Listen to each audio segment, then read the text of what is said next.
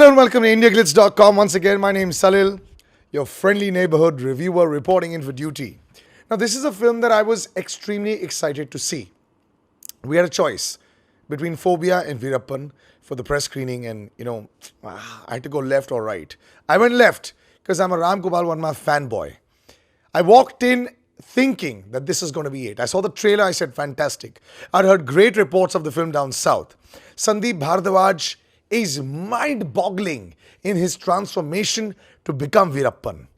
For those who don't know who Veerappan is, well, I'm assuming India knows, but who don't know, he's a dacoit.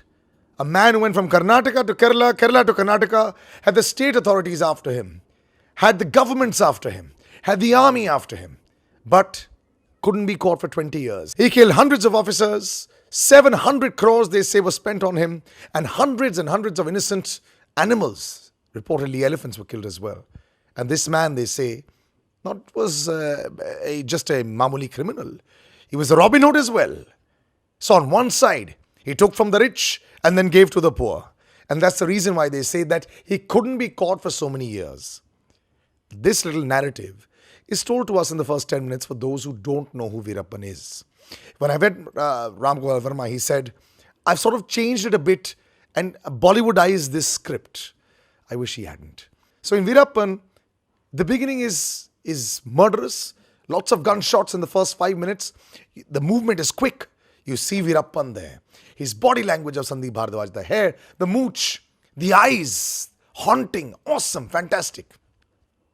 But the problem is the other person opposite him. If you've got a good Batman, you need to have an equally good Joker as a villain to make the film gripping. His nemesis, Sachin Joshi, who plays this police officer, is just too weak in delivery.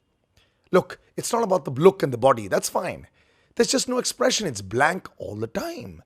There's no power. He's running after him with a gun and there's no anxiety. The only thing that you always see is sweating. Ek to Ram Gopal Varma, what is with you and sweating, dude? Ram Gopal Varma is obsessed with Veerappan. We all know that. Jungle was something similar. He made a documentary on him. Now he's made a film on him. That's cool. But the filmmaking should be fresh.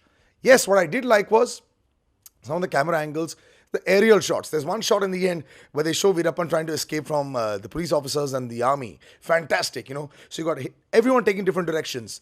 I think it's one of those gyrocopters, those robo cameras, which is actually fantastic. But they're few and far between. The plot looks stretched. Casting, miscast. Lisa Ray, incredibly miscast. Dude, she and Nargis Fakhri, I love Nargis Fakhri, but they're both competing and they're looking like goldfish. It's just not working. You need to get your casting right. So I don't know whether he picked her for how hot she is and then suddenly decided to make her not look hot in the film completely.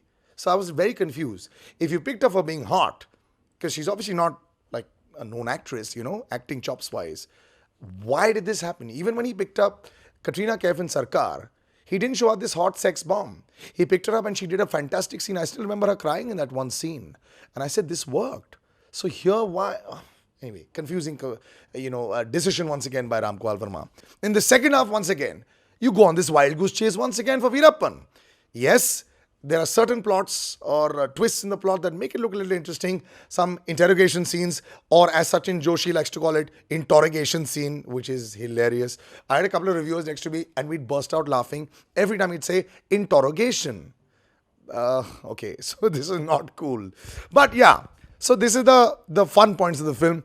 But on the whole, extremely disappointing as a journey. The second half just meanders and it just goes from one jungle piece to another jungle piece and back again. I wish I'd seen more of what Veerappan was doing. A little more dynamic as far as how they were trying to catch him. It would have been so much better. The screenplay could have been tighter. Everything could have been so much faster. It just got stuck in between. And then it comes to a decent climax, but you'd already sort of seen it. In Ramu's films, he picks up these actors, when the close-up comes to them, they just look guilty because they're making all these expressions. So there's no suspense left. So you'll say, Tum teenon mein se koi to guilty hai. And one guy's looking like this.